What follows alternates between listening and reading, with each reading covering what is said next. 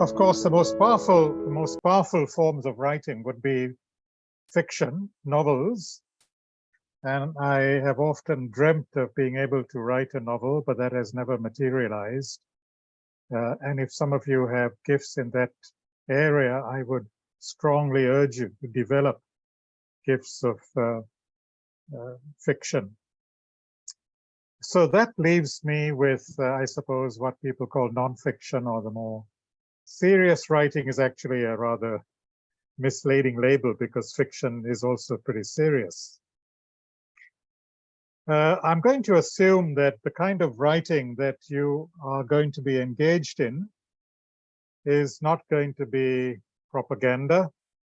It's not designed to mislead people or to manipulate people.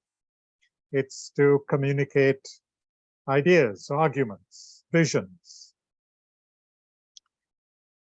I hope that some of you will think of writing books eventually.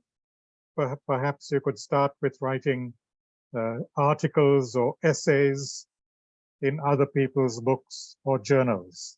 So that will be the focus of what I'm saying. As I said, writing should not be deliberately deceptive, deceitful. It's very interesting that scientific reports or engineering reports in academic journals are paradoxically quite deceitful. Because even though they are presenting what the writers believe is the case, plain facts, the process by which they arrive at those facts are often obscured. I may do an experiment 100 times, 99 times it's unsuccessful. I follow blind alleys, they lead nowhere. And then the 100th attempt is successful. So I end up writing in my scientific or engineering article only the 100th attempt, which gives the readership a misleading understanding, a misleading view of how scientific or engineering research actually is done. There are often many false starts, a lot of frustrations, and yet those are not mentioned in the final product. So let me avoid scientific articles, engineering articles, which anyway follow a kind of stereotyped pattern, which you learn once you start doing scientific or engineering research. What about other articles or other essays that we write? Well, let me share some random thoughts about this. I don't have any PowerPoint slides. You'll have to make your own notes. The first thing I would say to a would-be writer is write about something that you're passionate about. Don't write about something simply because you have been told to write about it, or because you think that this is a need and somebody needs to write about it. You may not be the best person to tackle that particular subject. Don't write about something simply because the funding is available. That's often the temptation of those who are working on, say, master's or PhD programs. They will often choose a topic for which funding is guaranteed. Choose something that you deeply care about, you're passionate about. And that passion may be a feeling of pain. It may be feelings of anger, of distress at something that you observe. It may be something that you are delighting in. I remember meeting somebody who was doing a PhD in cockroaches, of all topics. Somebody who was passionate about studying cockroaches and their behavior. Well, good luck to her. Write about what you're passionate about. But as Christians, we also want our writing to be relevant. So this is where there has to be a balance, I guess, between passion and relevance. Don't write about things you're not passionate about, but sometimes things that you're passionate about may not be relevant. A classic example is G.H. Hardy, a very famous British mathematician of the early 20th century or late 19th century. He boasted that his subject, which was number theory, which is, I guess, the purest form of pure mathematics, had absolutely no relevance to the world at all. And he boasted in that fact. But the 20th century, the late 20th century especially, has proved Hardy wrong.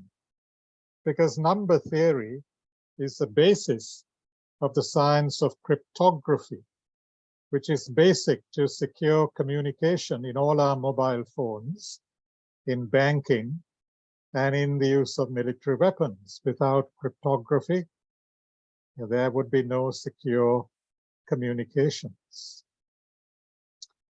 But anyway, we want to also be relevant in what we write about. And this is where, again, passion has to be combined with conversations with people known to us, perhaps in the wider Christian community, as to what they may think is also something that is relevant, that may be aligned with your passion. George Orwell, a famous British journalist and writer who wrote two famous 20th century novels, perhaps the two most important political novels of the 20th century. One was called 1984, the other was called Animal Farm. Orwell said that all writing is political. And what he meant by that is somebody who writes because he or she wants to change the world. Now, that may be a bit of an exaggeration. There are many writers who confess that they are writing purely as a form of self-therapy. It serves a therapeutic purpose. It releases their emotions. I know that the last book that I wrote, published in 2020, called Sarah's Laughter, on doubt, tears, and Christian hope. The writing of the book was prompted by the passing away of my wife through cancer. And writing was a form of therapy for me, to put my struggles with the big questions of evil and suffering and death, to minister to my own battered and wounded self, as much as to challenge the wrong ideas about suffering and evil and death that I had found to be prevalent, not least in the Christian churches. But apart from that book, most of my books have been intended to change the world, and primarily to change the world through changing the church. And so my audience has been the thoughtful graduates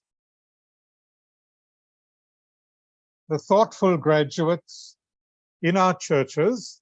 They don't have to be theologically trained formally, but who are asking questions, who are serious about applying their faith to their work and to the issues that they experience in the wider society in which they live. So my writing has been for such people, trying to bring theological, if you like, perspectives, a theological vision to bear on their work in society.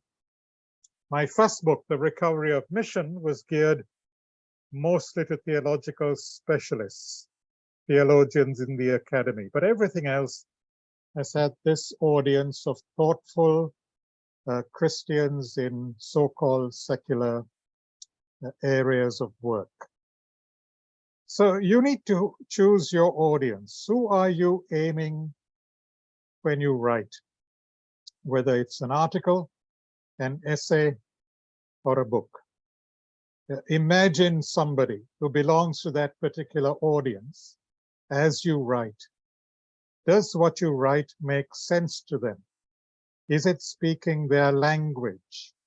Or are you using jargon that may not be understood by them? So those are the sort of silent questions that the writer is asking, even as he or she engages in the act of writing. So coming back to Orwell's comment, yes, I think that a lot of writing is about wanting to change things. That's why we are motivated to write. And that's why we want to be relevant in what we write. A couple of years ago, I read an article by a friend of mine in a theological journal. It was a very long and very learned article that was based on one verse in the book of Esther, which mentions India. It's the only verse in the entire Bible that has a reference to India.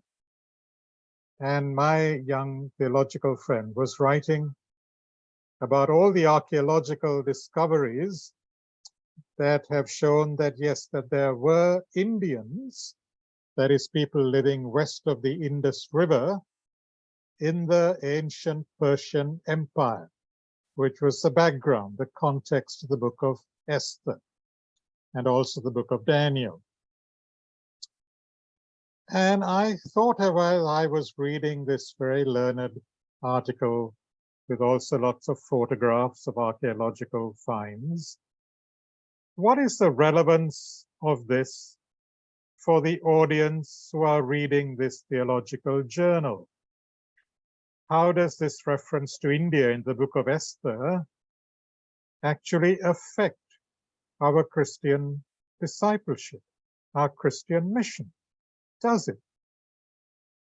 And so I felt that this was a writing that was simply a form of self-indulgence and not really a means of communication to the Christian church, who was the primary audience of this article, of this journal.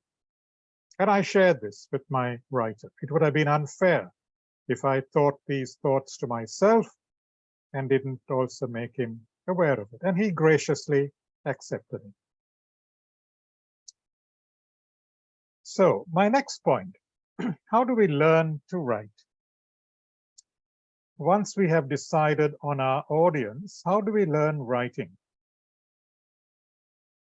Well, I think that writing is picked up by infection.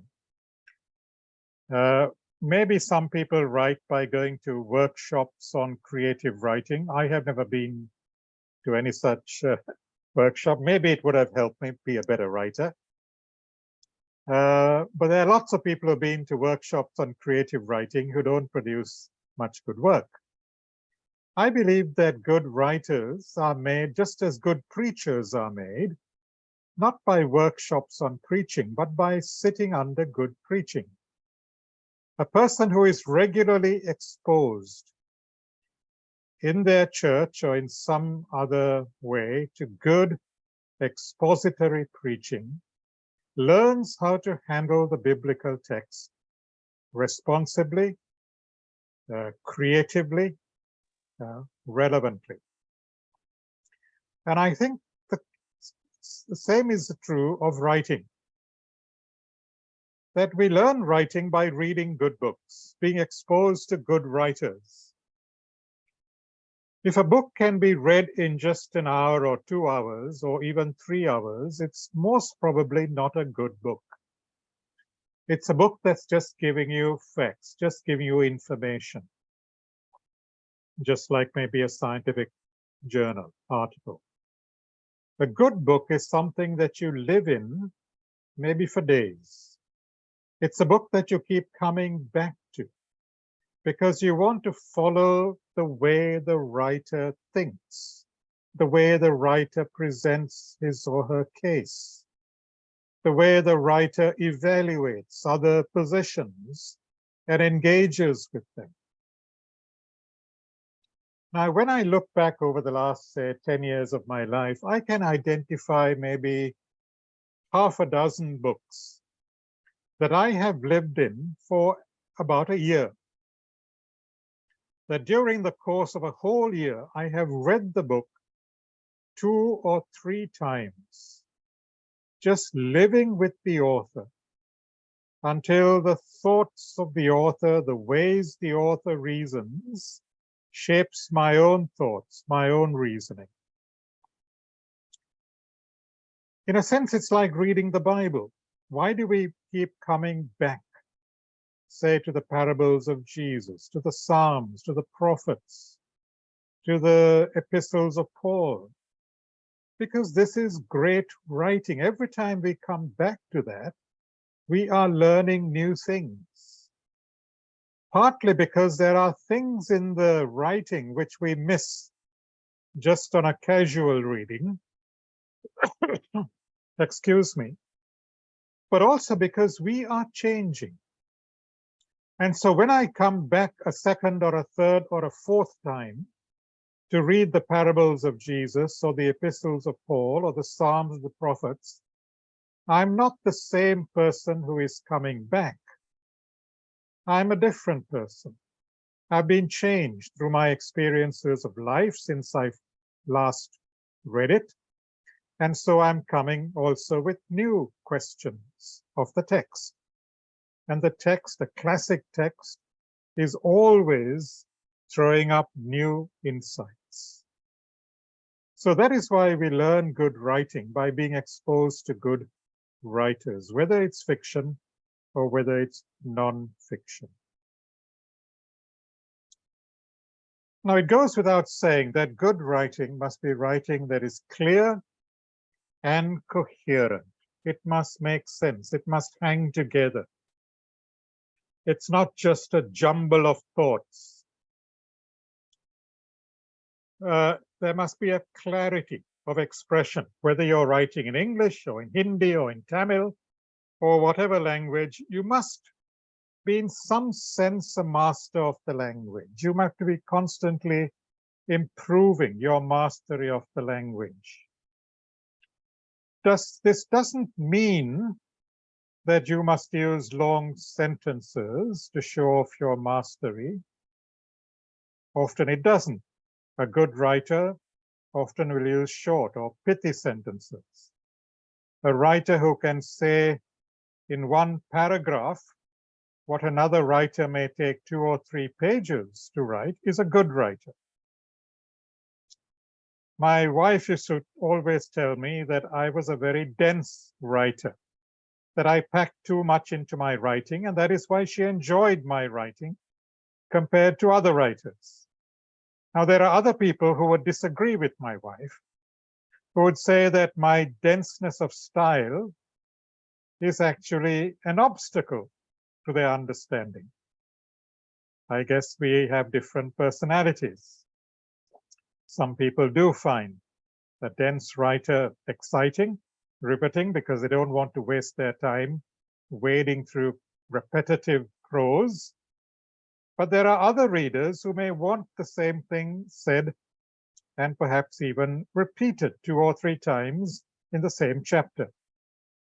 So I leave it with you. I have no definite answers to give on this. Style is a matter of personality. But what is important is that whatever your style is, you're able to hold the attention of your reader. There's another friend of mine in another Asian country who, when she began writing, used to write in a very flowery way, very elaborate expressions, which were good if you were writing, say, English literature. But to people who are not familiar with English literature, it was actually quite irritating. And I'm glad that she has listened to advice and changed her style of writing. So her writing is actually much more attractive now.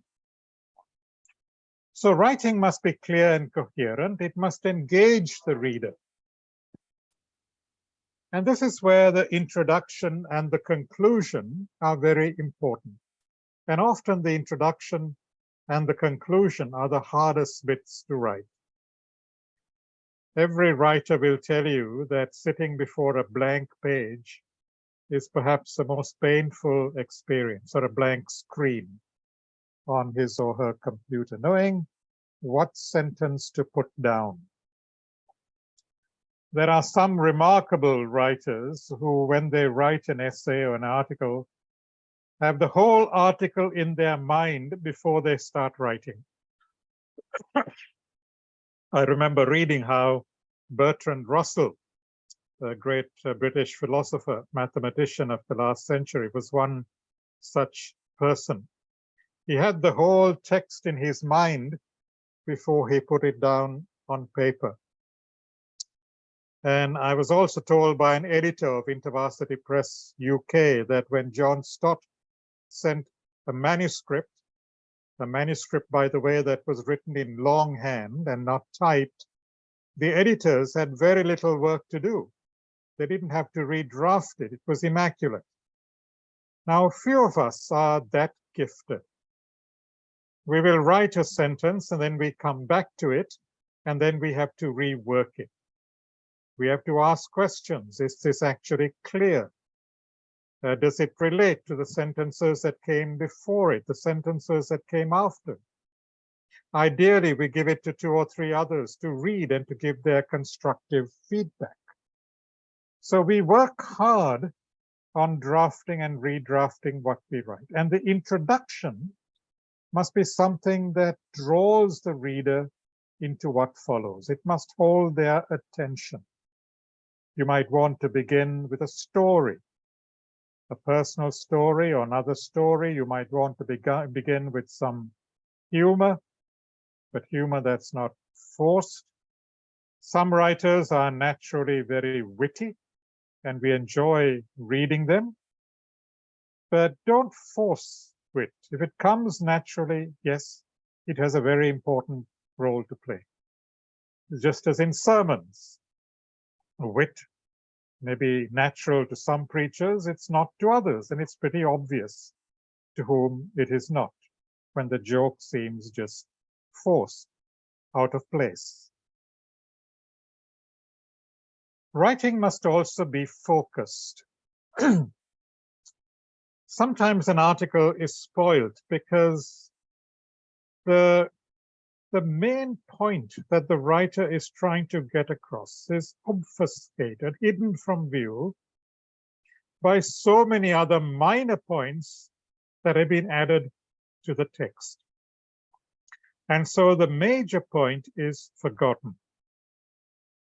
So perhaps the conclusion is a place, excuse me, where you review or you summarize what is the main argument or the main idea that you want to get across to the readers.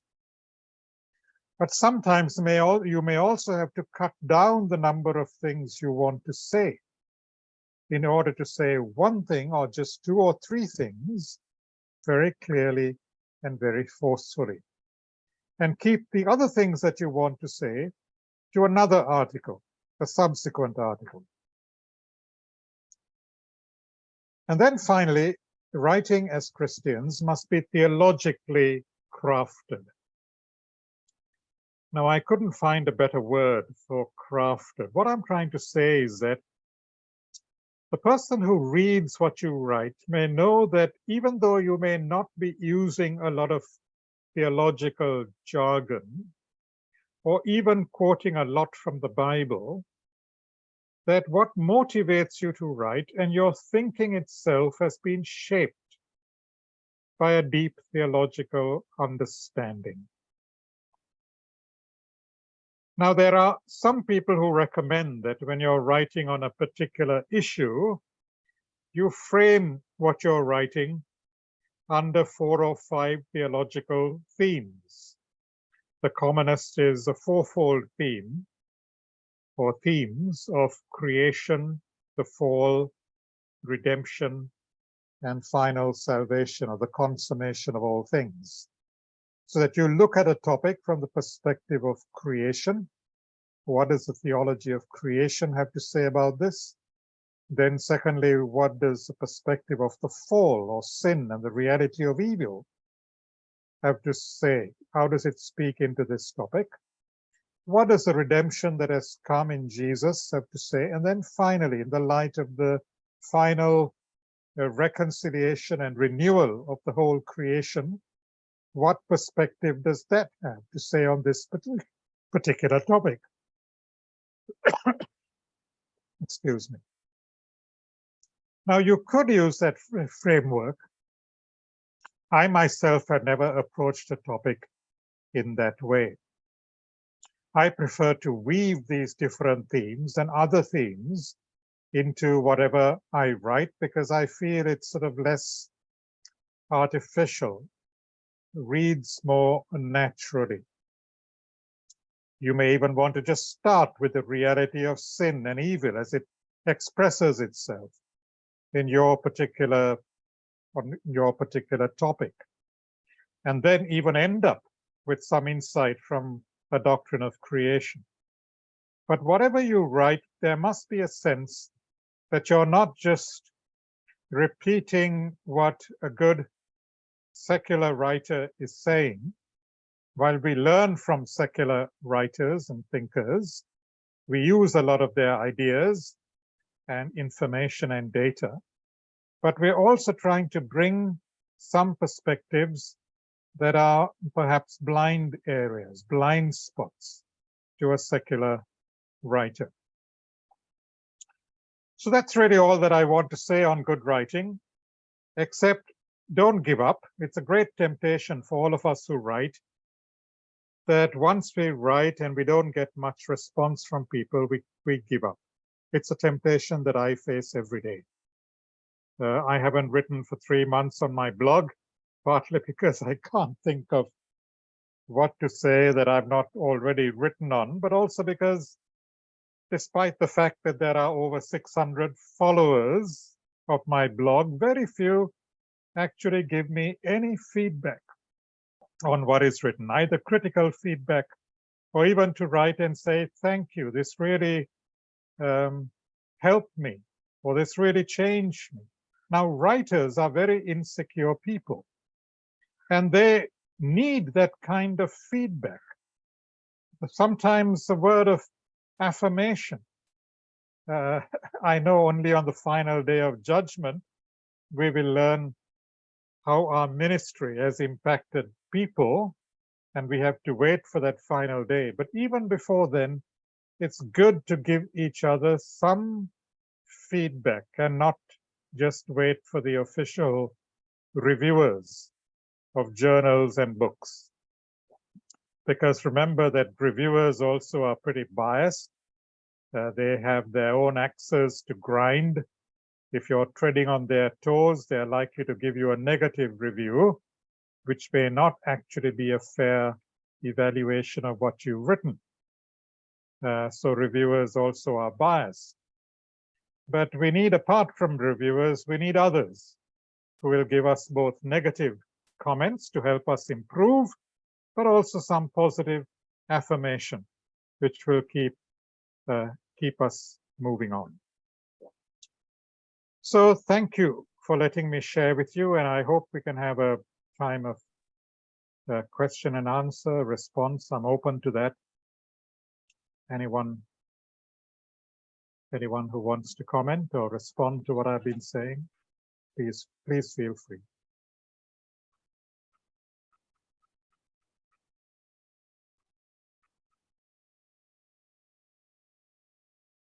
Thank you so much, sir, for taking this session. And even as we wait for more questions and more feedback, let me just begin by asking a question.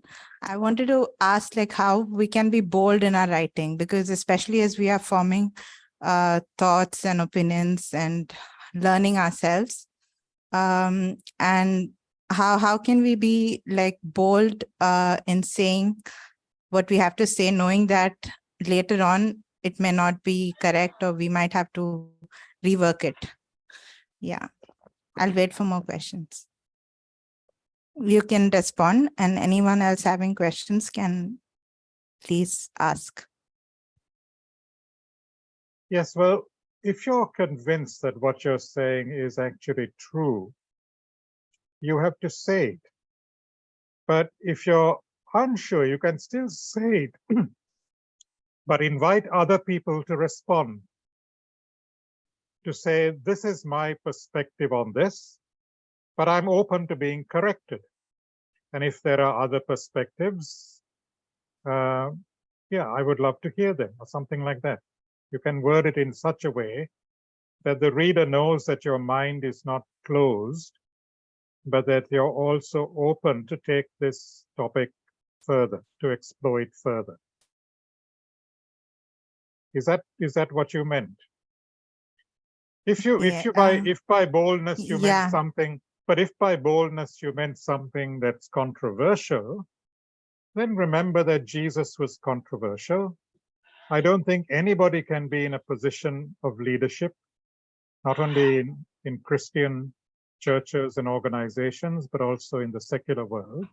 You cannot be a leader without being controversial. If you're harmless in what you say and what you write, you're not a leader. So Jesus provoked people to think in different ways. And in that sense, he was controversial. So writing that doesn't provoke people to think differently is frankly something not worth writing. It's boring. Like I said, it must engage the reader. Engage them in the sense it either excites them, or it angers them, or it encourages them. Otherwise, if their emotions are not touched, I don't think that this is a really good piece of writing. My wife used to often tell me, it's good when people get angry at what you say or what you write, because when they get angry, they remember it.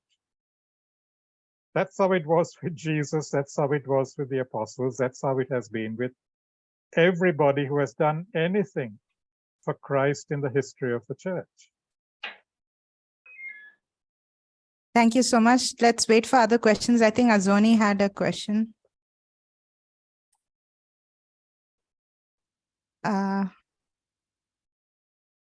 Anyone else who wants to ask?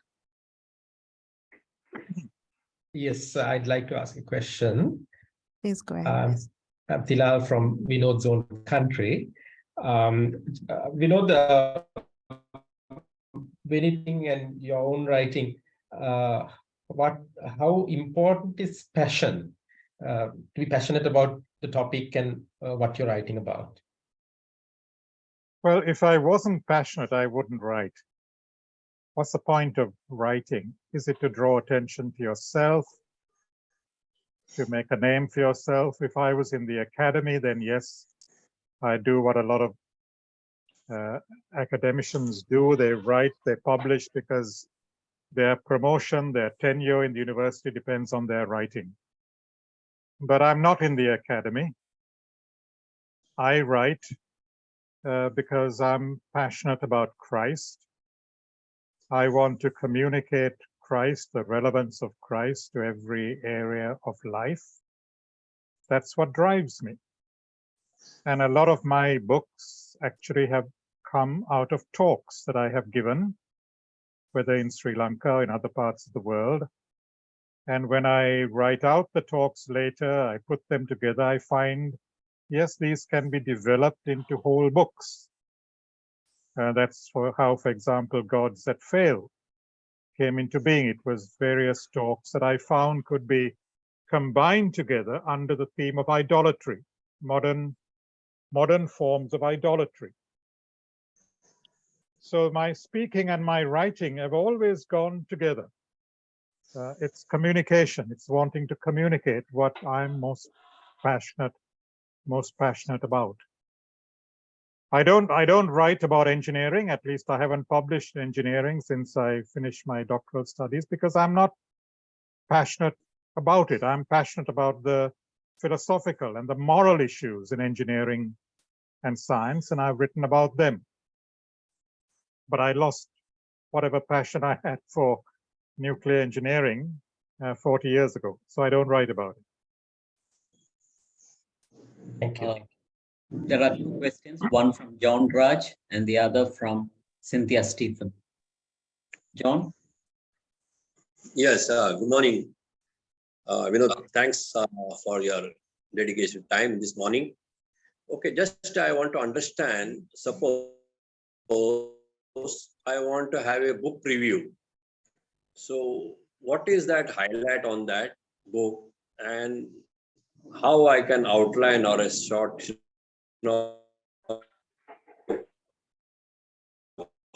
and the critical analysis.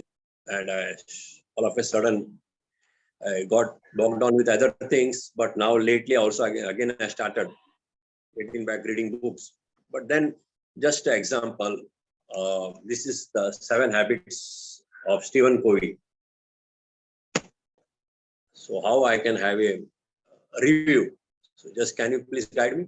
Thank you.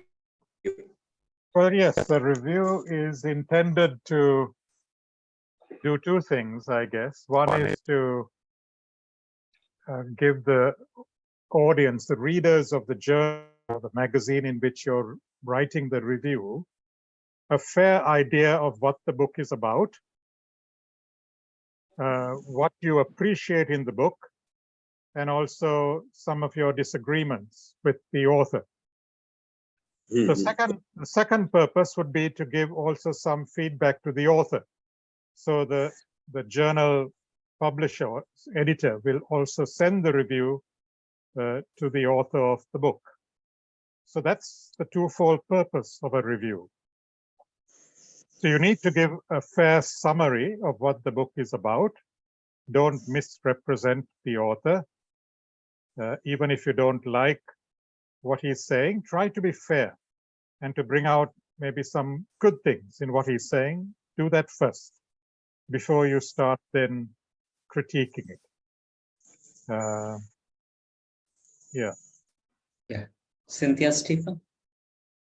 Thank you. Hello. Hello. Yeah, I actually put it out in the chat box. The situation is now that we might have people to write. All these years, there were not many writers of Christian material for a general audience. Now there are, but where are the platforms? Print journals are less. The space is less. They're also very selective. So how does one ensure that what we write reaches the intended reader? Well, I would say, who is this intended reader? Who would you like to communicate with? If it is, if I assume you're in India, if it is students in India, you may want to find out what are the journals, the magazines that students may be reading either online or in print form. Say, are there Christian magazines? UESI's own magazine or other Christian news magazines that people are reading, and then offer to write an article for those magazines. So you first identify who your audience is. Who do you want to write for? Sir, And then find out what are they reading? What are the platforms they are using? Yeah, sorry. Sorry, sir. I'm just wanting to say that I'm a veteran writer. In fact, my point was little different. In the sense, I understand about scouting around for where the readers are going and all that. But what I'm saying is that there are less and less readers these days. Then, the very good magazine called Light of Life used to go out, and that is closed down. So the number of published journals are very few, and hardly anyone seems to be reading print. So my concern is that we don't have anything to replace that as a Christian platform, which is appealing to a general reader. That was my concern. My question was really about that. Or where do we find this audience? By that, I don't mean a rhetorical question or even a practical one, but saying that this entire ecosystem has changed, that the print ecosystem is no longer very strong. So we need online domains to write on, but where are those domains? Can we have something like information on those things? Yes, I think that's where you need to do some surveys, some research, because some students, yes, are not reading anything. Some are reading online, and there are platforms. I mean, I read some journals online. I don't like reading books online, but I don't mind reading journal articles. And there are several good journal articles that I read online. And there are students who also do that. So you may have to find out what are the online platforms that are there for people to read. I think there are also students, and I know they're a very small minority, but I come across students who actually want to read printed books. And I think they're the people who are going to be the leaders of the future. And I think we work with them.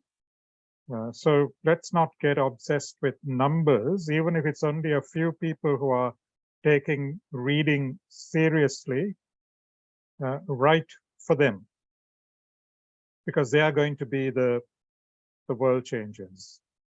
Thank you. Anyone from the audience who wants to ask questions? Those who are sitting here. Any of you want to ask questions? Yes, Teja, come on.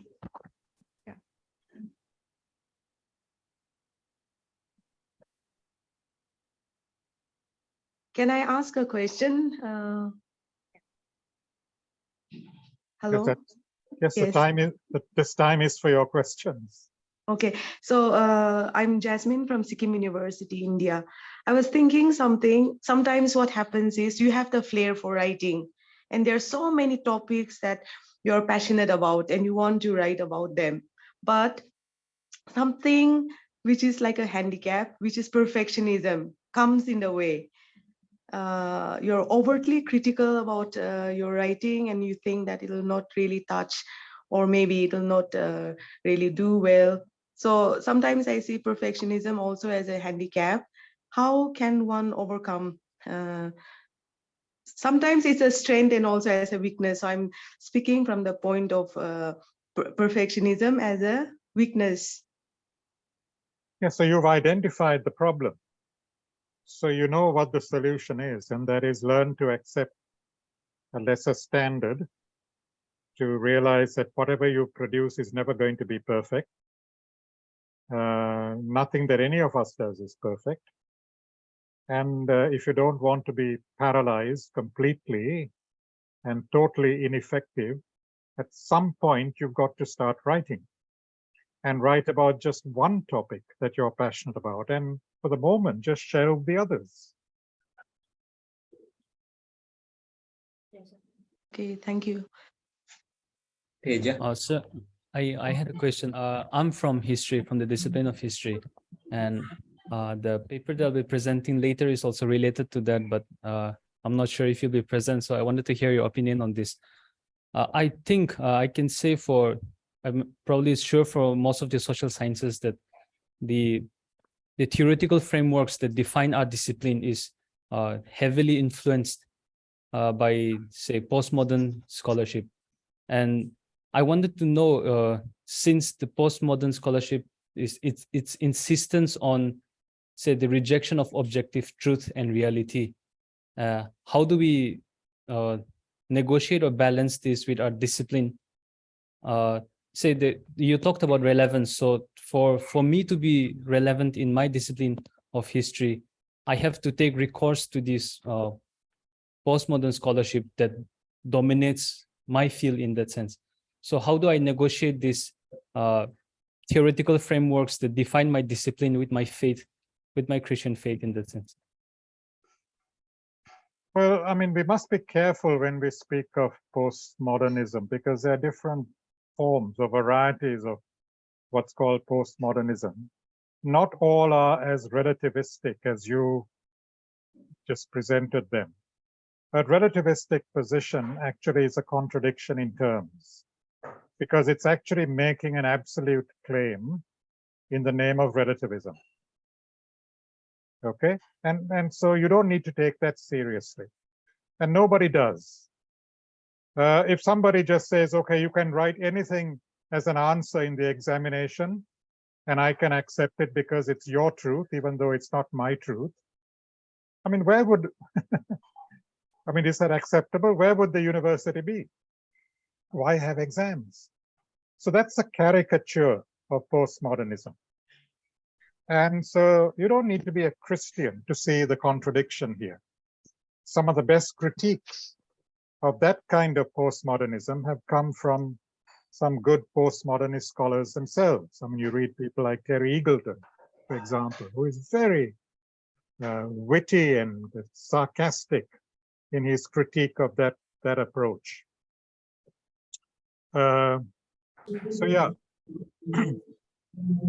So it's one thing to say we must listen to other viewpoints graciously and give room in the academy for all those different perspectives, to be open to be challenged by them, and not lay claim to some sort of absolute truth that is inaccessible to us. That's one thing to say that.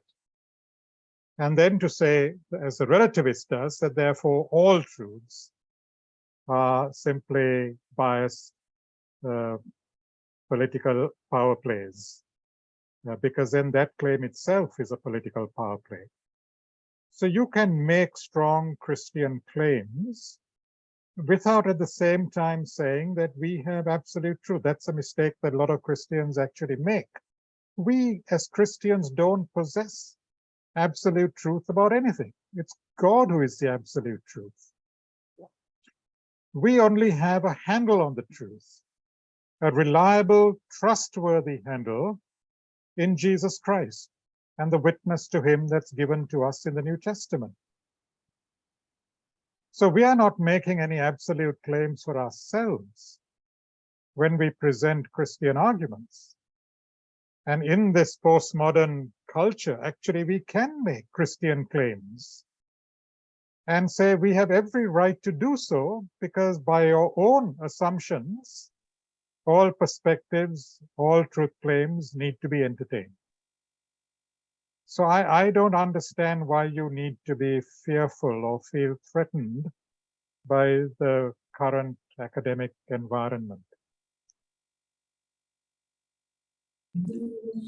Can I ask a question? I'm Rana from Bangladesh. Yes. Okay, I had an opportunity to listen to you and talk to you face-to-face in Sri Lanka.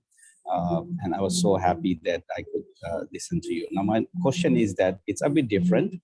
How do you stay inspired? Because you say that if you're not controversial, then you're not a leader. Now, I do write, but I'm really brokenhearted at some moments, and I stopped some places to write.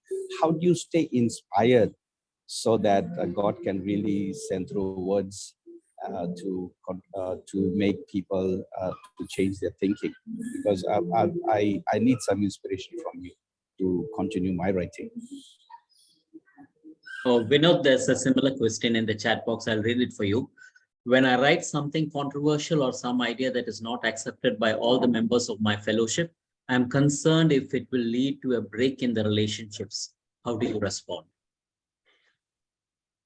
Well, the two are related but not identical. I'll take the second question first. Why do we fear a break in the relationship just because we've said something that others find troubling? Because if that is the case, then I would say the relationships that we have are very superficial, very shallow. If people whom I call my friends expect me to be identical to them and not to be different and not to say things that might challenge them or disturb them, and if I'm fearful of doing that, it means, again, our relationships are not as deep as they should be.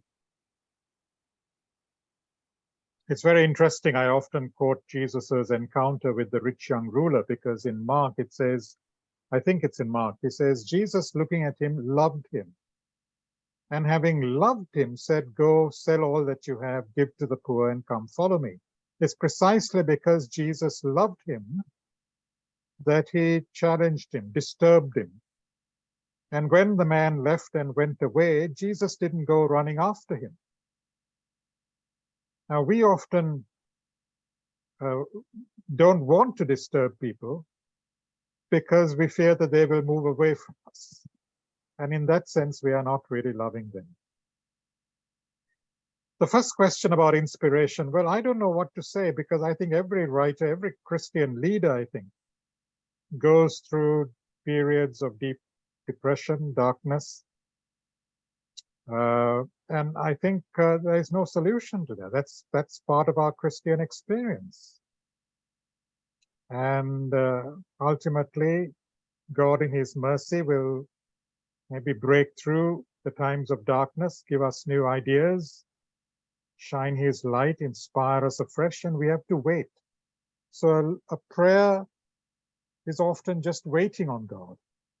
Christian hope is, as I say in my book, Sarah's Laugh, the Christian hope is simply waiting in the darkness, not knowing where resurrection will come from, but knowing that resurrection will come simply because God has given us his promise in raising Jesus from the dead. That's what makes Christian hope different from just secular optimism.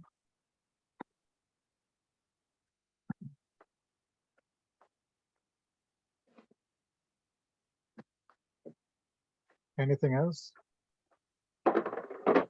Yeah, Vinod, I'm John Prashant from Delhi. I was just listening to your talk and the presentation that you're done. You have covered validly the 4 points: the creation, the fall, the redemption. I just wanted to know who are all the authors who had written or followed that kind of pattern, though you mentioned that you wave some ideas and then address it during your writings. But I was just trying to understand what are the books where they have tried to give that kind of an approach specifically. Well, I've read a number of articles written by young writers. I think also John Stott's book, Issues Christians Face Today. It's some years since I read it. I know there's a revised edition of that, but I think he also approaches some of the issues that he tackles in that book through that fourfold framework. But like I said, I don't recall anything that I have written that approaches the topic in that way.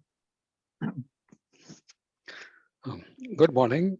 Are there any resource groups, let's say authors groups or someone who can support new first-time authors get a break in the publishing world? Would you introduce yourself? And I'm calling from Mumbai.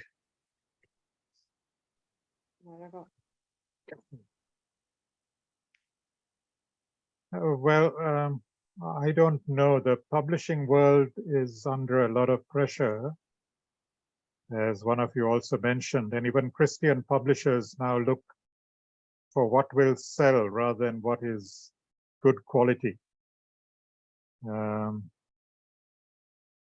So I don't really know because I struggle with the issue myself. My book, even Sarah's Laughter, was rejected by a couple of publishers who had published my books before. But the editors had changed. The editors did not know me. They were new. One of them said to me, books on suffering, the market, the language used was, the market for books on suffering is saturated. Now, this was before COVID. Soon after my book was published, we were in the COVID pandemic where people were desperate for books on suffering and dying and death and so on. But this language of, what will sell. So when a publisher says to me, your book is of very good quality, but I don't think it will sell, I think it reflects quite badly on the publishing house, on their marketing department. Because if I were a publisher and I thought a book is of good quality and the church really needs to be listening to this new author, I would tell my marketing department, go out of your way to promote this book in church circles because it's a book that deserves an audience. But sadly, very, very few publishing houses today are doing that. So if you're a well-established author, writer, yes, whatever you write, even though it's simply rehashing old stuff, they will sell. It's very hard for a new author, unless they link up with an older author. That might be the beginning. That's To exactly maybe, my question. to That's maybe exactly my write, yeah. That's exactly write- my question. to write something with a well-established author. Mm. After all, that's how research scholars begin. When you're doing your PhD, you might publish some of your research in a journal article, but your supervisor's name is also there, even though he may not have done much of the work. But having your supervisor's name helps to commend the article to the journal. And then after some time, after you've published a few times, your name also becomes recognized. Thank you so much, sir, for taking the session and for answering all the questions patiently and gracefully. Thank you so much. And anything else you would like to say? We'll conclude here otherwise. No, thank you very much for having me. Okay, I've enjoyed the morning. Yeah. thank you so much. I think now we